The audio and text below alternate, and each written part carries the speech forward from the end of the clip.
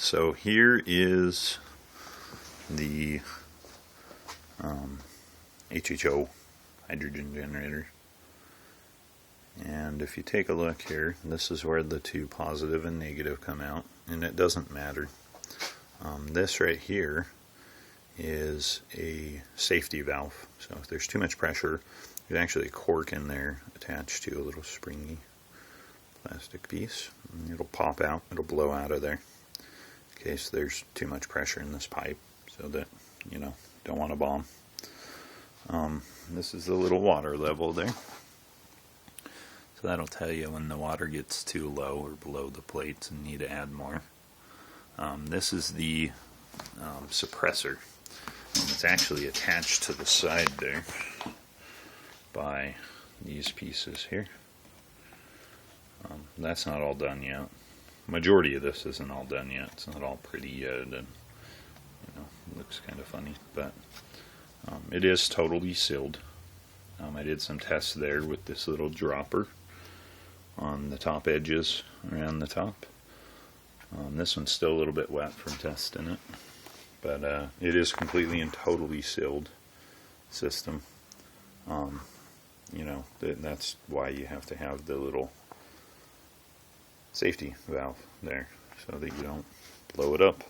So what it does, the hydrogen comes down, goes through this little bubbler right here, and it bubbles up through water that's in there, and that cleans it and also makes it so that it suppresses any flashbacks that come in. But I took this pipe and actually I'm sending it to another bucket of water here, and what that does is that allows me to check it, see if it's actually HHO or what it is. So I have the multimeter here connected to it.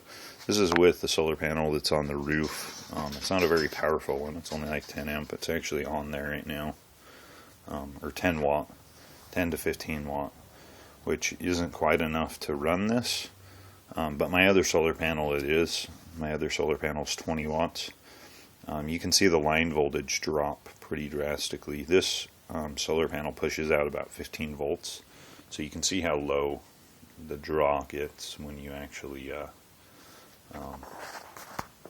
put it to a load there. It's more or less used for charging this battery right here, is what I use it for. And so I'm going to take this off so that you can see that there's no voltage going to it. Should drop down. It's going to act as a capacitor for a bit, and so it'll start dropping down voltage.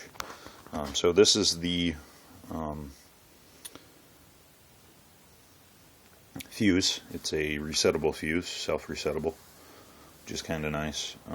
I'm just using that because I had it handy. Normally you'd want to use a regular fuse, kind of like this one right here, to make it so that you wouldn't have any problems. I do have this system from the solar panel fused, just half, but just with a simple, breakable fuse. And I have another one of these up there at the actual solar panel itself, a self-resettable, so it's double fused. That one's a 40 amp fuse, which is pretty decent. So this is my little power box here. I have a solar panel that I connect to it, and there's a battery inside there. And I have these cables coming out from a regular car battery. This is the one I use on my 20 watt solar panel. So I'm going to go ahead and connect it here, and we'll take a look and see what happens. So let's watch the voltage. Oh. Alright. So this battery is at about 13 volts, so it drops it down about 2 volts. A volt and a half after load. And I already had this running for a little bit to get the oxygen out of it. So all that out of there should be pure and simple hydrogen. Well, not pure necessarily, but close enough.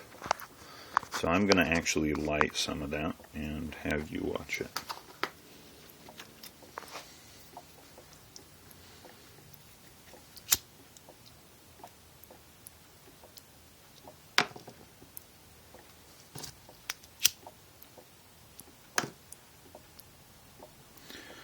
Right, so here's my little flame stick.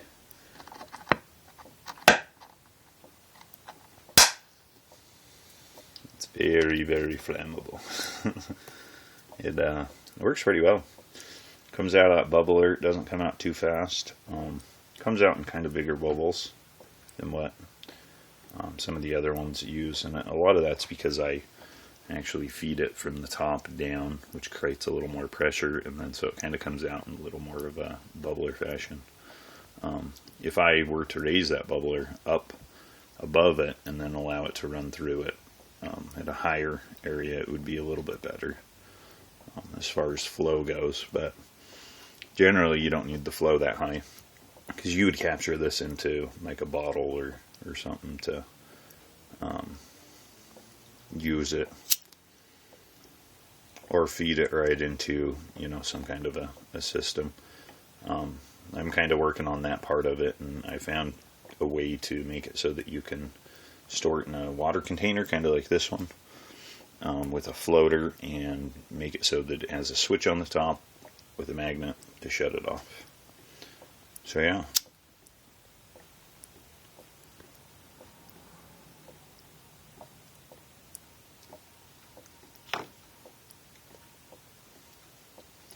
Let's go ahead and light it one more time here. Let's see. It's very, very loud. There's a couple of design flaws with this, of course. This is what you'd call a wet cell, and one of those design flaws is that it will produce a lot of pressure, and with that pressure comes a little bit of risk. So you have to have your safety valve on there, and if you don't, then you know you have some problems blowing yourself up, or blowing up a big pipe bomb, essentially.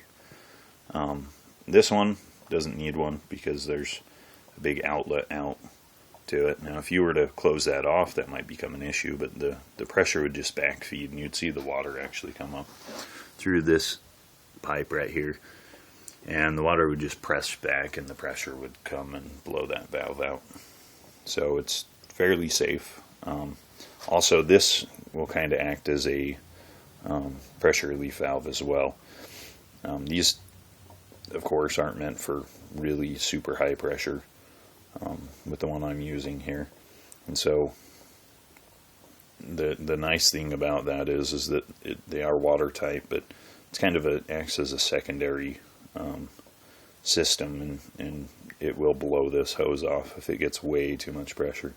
I haven't really tested it, mind you, but it should blow it off there before this PVC blows up. The voltage stays pretty consistent. Doesn't take a whole lot of amperage to run this thing.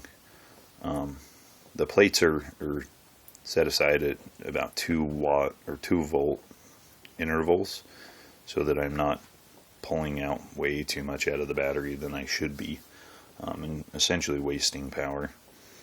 But that should be producing enough that should be able to at least bring back whatever power we put into it, aside from me making it, of course. And it's a fun little nifty project that I like. It'll be a little bit better. I have in the works a dry cell in the works, and here's some of the plates for the dry cell. Dry cells are just a couple of plates that are placed together, and you have stainless steel between them, and by doing that you create a seal inside this little area here, and it's what they consider a dry cell.